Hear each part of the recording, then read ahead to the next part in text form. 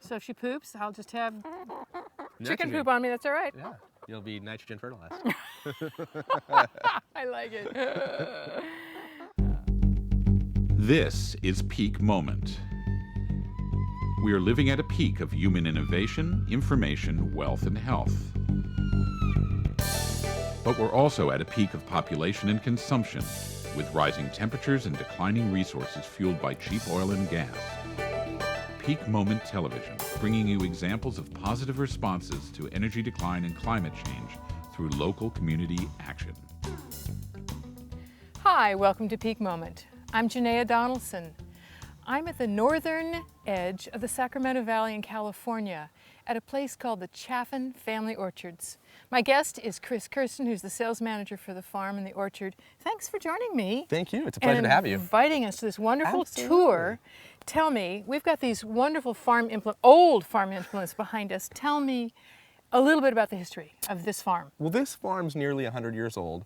It was started by my bosses, Kurt and Carol Albrecht, and Carol is a Chaffin, and her grandfather started it just after the turn of the century, really. Okay. And so, yeah, all of these pieces of equipment were used here. They were used in hay operation, but we've got olives, and olives are kind of the cornerstone of the farm. That was started when UC Berkeley came in, and they had some professors that formed a consortium and got together and wanted to do research on the mission olive, which is now an heirloom variety. But this was, right? They were planted at the missions, and they were a nice dual-purpose olive, but no one had really planted them in any sort of large-scale production, so they wanted to see how that go.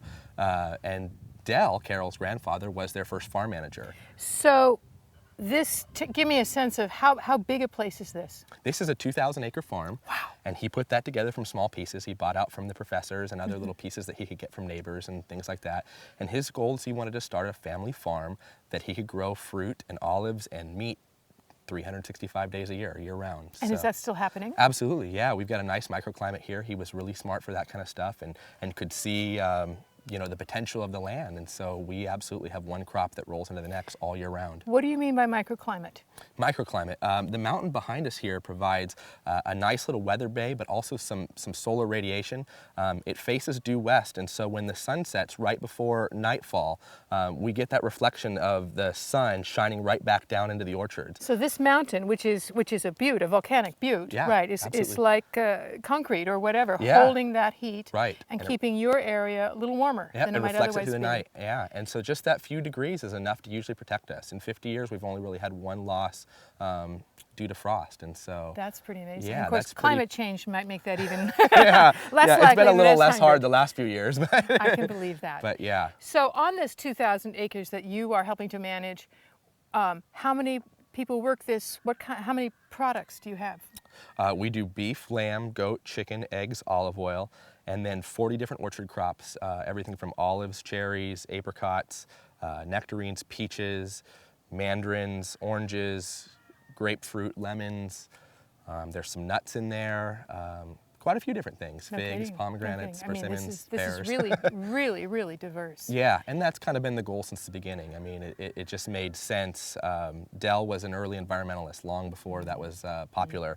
You have to remember in the 20s, they were commercially fishing Tahoe, they were cutting down the redwoods, and he said, I want to go to a place where I can preserve the land, be a steward, and help build it up for future generations. And it looks to me that he and his family and all of you are continuing to do that. Absolutely, it's a testament to what he started, and we're trying to carry that along every day.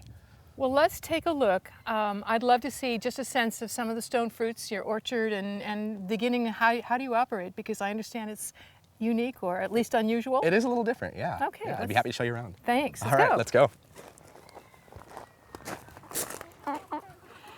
Chris, a piece of the orchard, right? Tell me about what you've got and what we're seeing and what else there is. Okay, we're in the stone fruit orchard here, and this is a 50-year-old tree behind us, and all the stone fruit orchards are 50 years old, and it's just because the quality there. You just can't get that stock today of that better quality, better tasting fruit, and so we just never replanted.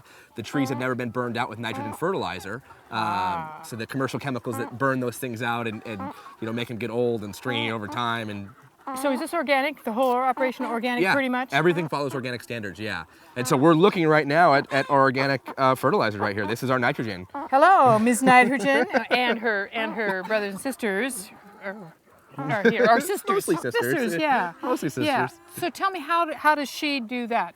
How do they do that? So yeah, it's on a mobile system, and every week they get moved to a new spot in the orchard, and they're in the eggmobile. They come out of the eggmobile, and they can eat the green grass, and they can go through, and they can poop and fertilize poop and and put fertilize nitrogen it. under the That's- ground that's for right. the trees. That's right. Yeah. Okay. Yeah. Chicken has some of the best high nitrogen manure that there is available, and so they're good at that. We've got them in here mostly right now just as a holding. We're doing a big tour tomorrow, and so they're going to go in the front yard in the lawn, and didn't really want them tearing up the lawn. So normally they'll be eating on the greens. Right, on absolutely. The bottom of the orchard. Yeah. So they're keeping the weeds The down. weeds down. They are for one you. of our grazing operations. They do some Okay. light tillage, Okay. and so Scratch.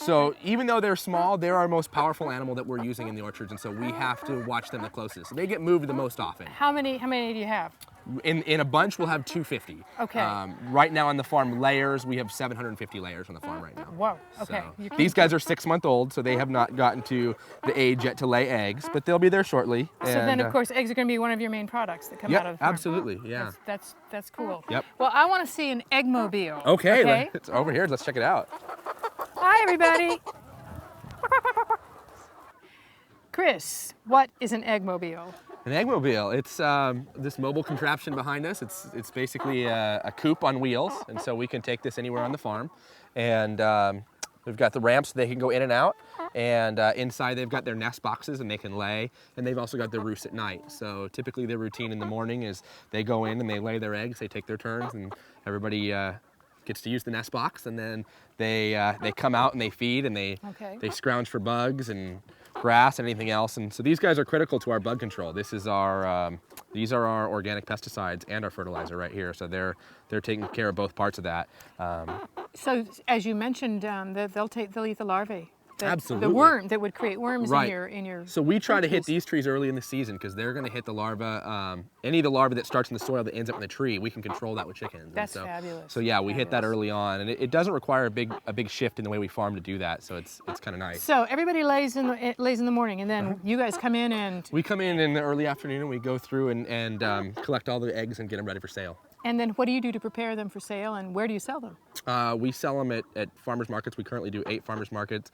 I've got some buying clubs, some CSAs, and some different things. And so everything we sell, we direct market. And so CSA is community supported agriculture. That's Not right. everybody knows what that means. That's right. That's true. Which means that people pay you a fee for some of your produce goods, Right. and they're part of investing in your. They pay up front at the beginning of the season in exchange for a share every week. You said that you've got other chickens as well. Let's go take a look. Okay, cool. Okay. This is an heirloom. It's got to be an heirloom. Oh, absolutely. Avocado, and you can hear the pit rattling inside. And what Chris says is that you have to let them ripen, and you know that they're ready to pick. I mean, they're ready to pick when they've got their pit rattling. What a trip! We've got our broiler birds. These are meat birds. We'll harvest these guys in another week, and we do that on site. And people come and pick them up at the ranch the day of. Day of harvest. Day of harvest, yeah. Right, so they're fresh. And you can get them fresh. Legally, we are not allowed to cut them up into pieces unless we have a certified commercial kitchen. So if people want to do that, they can go home, take them themselves before they've been frozen, cut them up, freeze them separate. You can also get them at the farmer's market that weekend or through buying clubs, or I'm working on putting together a meat CSA. And so then those are available frozen until we run out. In years past, I have ran out by pre-order. So these are very popular. We do 2 batches of 250 in the fall and another 4 batches of 250 in the spring. So that's 1,500 chickens a year. And they're all on pasture. On pasture from 2 weeks old. We have them in a brooder house until they're 2 weeks old. We get them as chicks, and we wean them off the heat lamps and slowly integrate them outside. And they've got these little huts here. This would be a chicken tractor, or what we like to fondly call here yurts. So these are our chicken yurts, and so these are pretty sturdy but mobile units. And so I've seen these withstand a nice good wind gust and provide a lot of shelter, but they're also easy for someone to just pick up and drag. And so when they're 2 weeks old, they come out here and the front door of the yurt is down and they're locked in there, and they've got their feed and water with them, and they're moved every day. And what we're doing is we're bonding them to that yurt.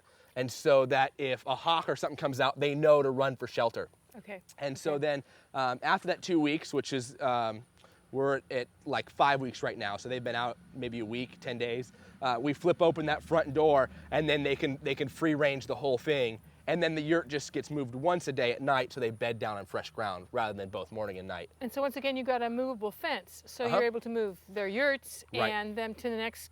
Right, so you can see right now we're impacting a citrus orchard here, and so we've got mandarins and oranges and grapefruit in the backyard here, as well as a pecan tree.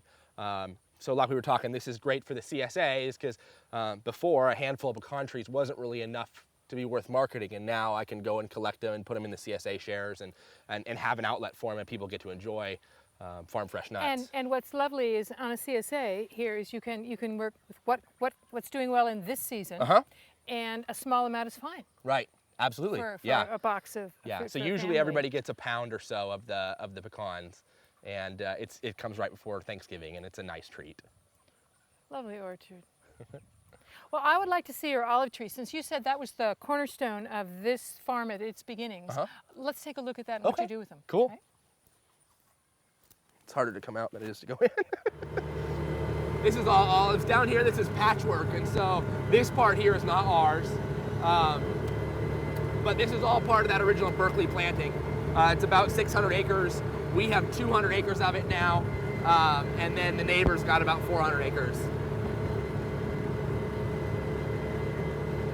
And are they maintaining it? I mean, are they? Yes, yeah. So it was neat this year. It was the first time in our history that we'd ever entered an olive oil competition, and the neighbors entered the same year, and we both got the highest rating in the class. And we were afraid it would be too political, that we're the newbies on the block and they're not going to judge us fairly. And boy, were we wrong. They absolutely said this is really unique mild olive oil, and it deserves respect, and we both got that award, and it was really neat to see. Well, I'm glad to hear that, because I'm thinking more and more people are going to want to have the heritage and the special. Well, what we're seeing now is high density olives. Number one, when you go and buy olive oil or wherever, you don't even know it's olive oil. They've been caught time and time again with it being hazelnut oil and all sorts of cut things from other cheaper oils. And so you really want to buy oil, at least domestically, and most of that's going to be produced in California. But what's happening now is they're coming up with these high density olives, and they're grown on trellises similar to like grapes. So it's very similar to grape system. And they actually use a grape harvester, which is an upside down U-shaped combine. It goes right over the trellis. It's got little fingers that pick it off. And the downside of that is you're not getting that old growth. And the old growth is what gives you that mild flavor, the polyphenols that really bring that health to it. The high density, it's highly dependent on chemicals. You're using mass mechanization and immigrant labor to run that. You're taking jobs away from people. It's not a good system, and the oil, I think is not the same quality, and so that'll be something that we'll have to fight over the next few years and educate people on, because right here we're looking at a 100-year-old orchard, and you just can't beat that. And that's Scruffy. Hi, Scruff. Scruffy was a little bottle goat someone gave us.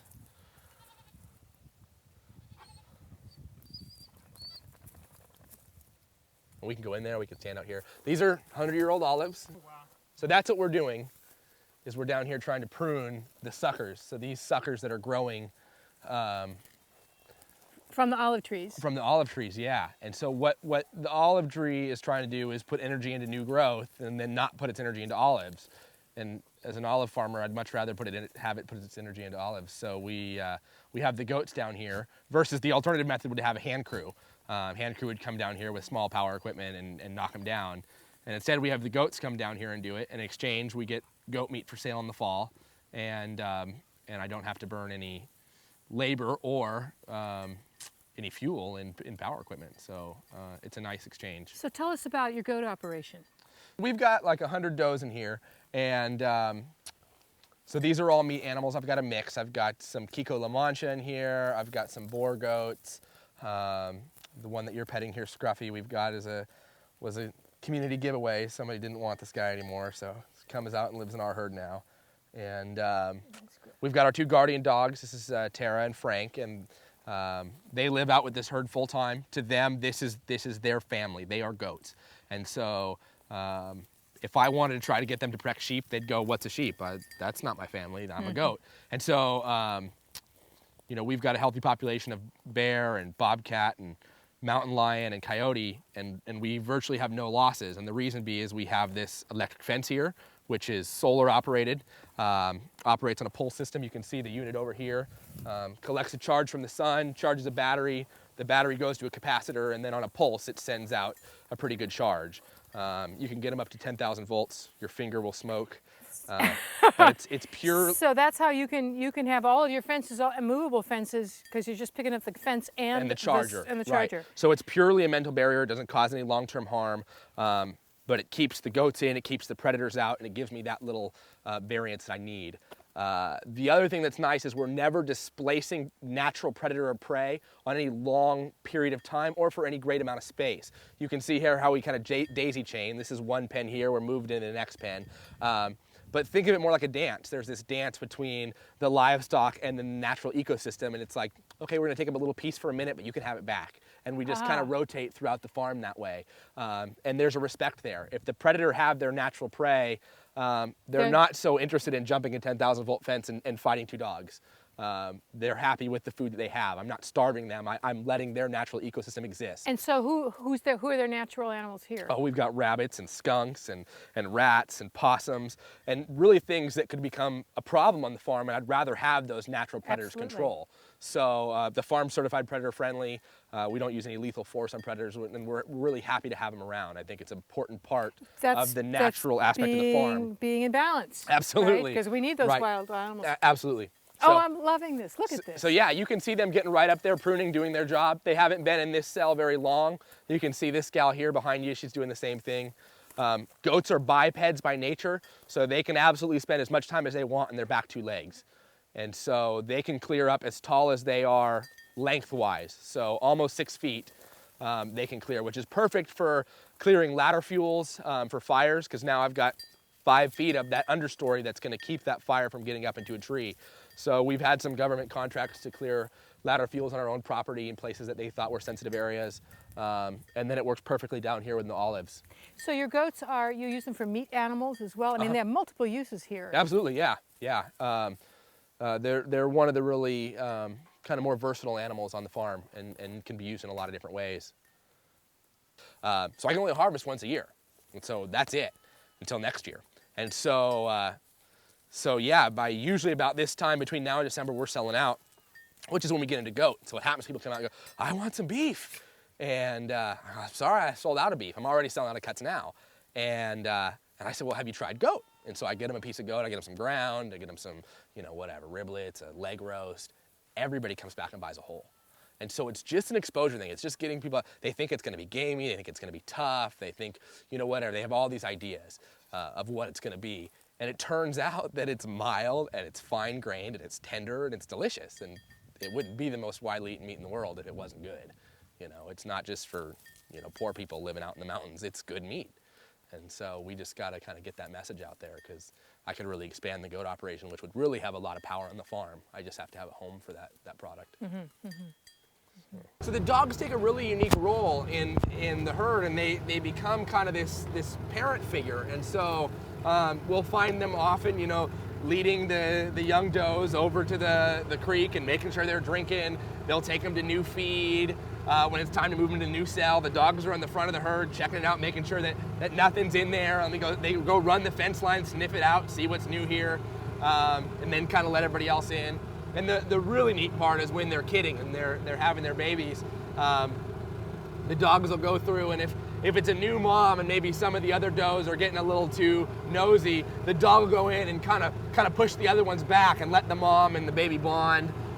Sometimes the dog will get involved and even kind of help clean them up, start licking clean. And so they are absolutely integrated in that herd. And a dog is going to do what it does, which is defend its family to the death if needed. And a goat takes advantage of that and stands behind the dog. We never want the dogs to be expendable, though. They're too expensive. They're too much a part of our lives.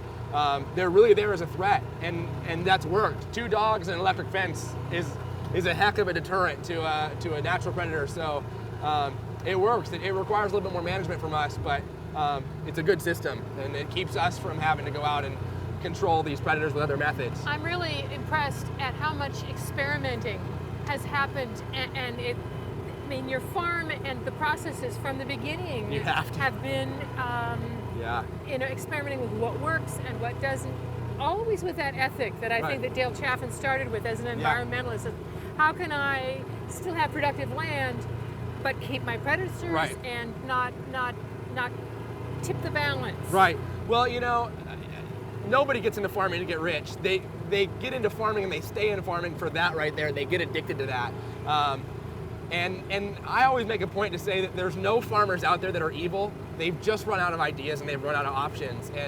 And we just try to leave our options open. I think anyone who grows food is to some degree a holy person. They've put a lot of sacrifice into that, but there are always ways to do things better, and we just try to keep that our motto and keep looking at new methods and new ways to do things. So, yeah, that's what's worked for us so far. The mountain is fabulous. Look at that. Yeah. Whoa. It really is beautiful. Yeah, this is my favorite piece right here, driving right through, because you can really get the whole scale of it. And this is just the north end of the mountain. I mean, it's a huge mountain. But you can see right there that depression. We're going to go up behind there. That's where the reservoir is. This is all Lovejoy basalt, the whole mountain. And it doesn't soak up any water, which is the beauty of how we collect water up there, which we'll see. But on a morning with a heavy dew, that'll have a waterfall coming on it. There's that much surface area. It's just like a tin roof. Okay, all it does is just water sheets off. And so it doesn't take anything more than a dew and the waterfall will come. No rain. Might not have rain for weeks. I loved it. I love being able to see the fruit in our CSA this year, with brown spots and freckles, and you could tell where it rubbed against a branch. I mean, but it tasted real. good. But oh my God, you could die for the flavor. Right. So you can see here some of the vernal pools. In the springtime, these would be full, and they're all full of flowers, and there's salamanders and frogs and all sorts of aquatic life, and it just happens for about 6 weeks, and then everything goes dormant. Other than kind of on top here, this is the famed Table Mountain lake, and so you'll see it on the maps, and people always ask, what's that lake up there on the mountain? And it's on our private land here, which is why most folks don't find it. But this is the piece that Dell put in, and it's crucial to our irrigation, and it's about only a third full right now. You can see the dam there, and we'll drive down here in the spillway. But you can see it's only about a third full. It's at its peak about 40 feet deep in the center. And so does this supply your entire water supply for your? We buy some water, but we can certainly use a heck of a lot less than most folks do because we've got this at our disposal. And this goes down a pipe down the face of the mountain.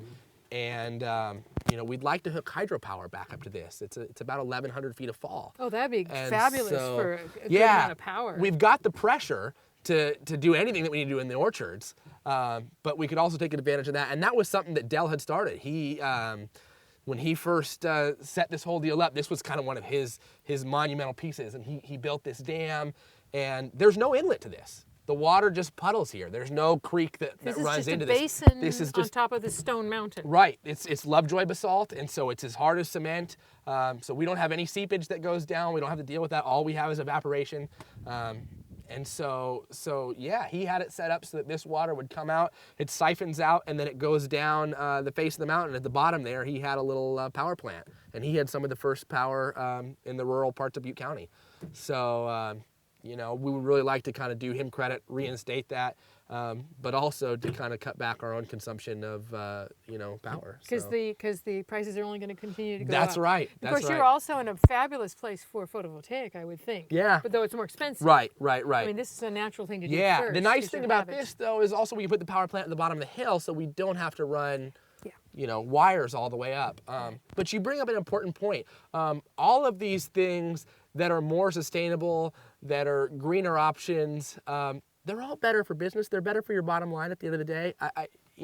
It just requires people to shift their thinking a little bit. And sometimes it requires a little bit of risk up front. But if you can make them work, the economics are there. And you're ahead of the game when you get there. Chris, this is an amazing view here. I mean, I'm just seeing how the water coming on down here and then down to the green. The green is the farm, is that right? Right, here? right, yeah. All of the kind of smoky off-color green, that's all olives. Okay.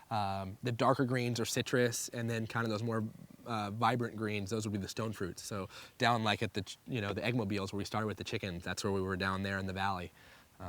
It's this beautiful, piece inside of, the dry lands around it. Right. What a testament to Dale's vision. We're always looking at the what could really happen here. We are dedicated to this farm sticking around for many more generations to come. I can say that not as a Chaffin. I would still like to see that, to be a part of that, to see this farm stick around, and that's part of the reason that I'm a part of this operation and have so much passion for it. But yeah, it's doing those things. It's integrating the biodiesel, the hydropower. We talked about how we were using the olive prunings to burn in the boiler so that we don't use petroleum products to heat the house or to heat the hot water heater. We're already doing those kind of things. We're always constantly looking at what inputs are we depending on and how could we cut them out if we have to. And rather than just wait for that moment where we have to, why not start cutting them out now? And That's so smart. we just keep kind of etching away and again, always try to get back to what can this land give us, and let's just be thankful for that, and not so much depend on the whole system. So, yeah. You're a great model. This is just a great model for a lot of Thank you. closer to sustainable long-term farms that I hope we see happening all over the Absolutely. world. Well, this can be actually. done anywhere. It's a neat model, and not enough people are exploring it, but this can absolutely be exported anywhere in the world. Thank you. Thank you for the tour. Thank you for being part of that, for being enthusiastic Such a and a pleasure to model. have This you. has Thank been you. a wonderful day. Thank you. You're watching Peak Moment. I'm with Chris Kirsten at Chaffin Family Orchards in Northern California. I'm Janaea Donaldson. Join us next time.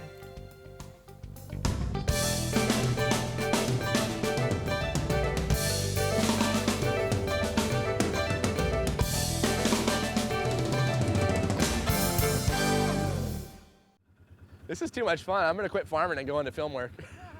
I can tell you guys are having a good time. Well, you make me think about what it would be like to be on a farm. This part of this I could get into, like driving the vehicle.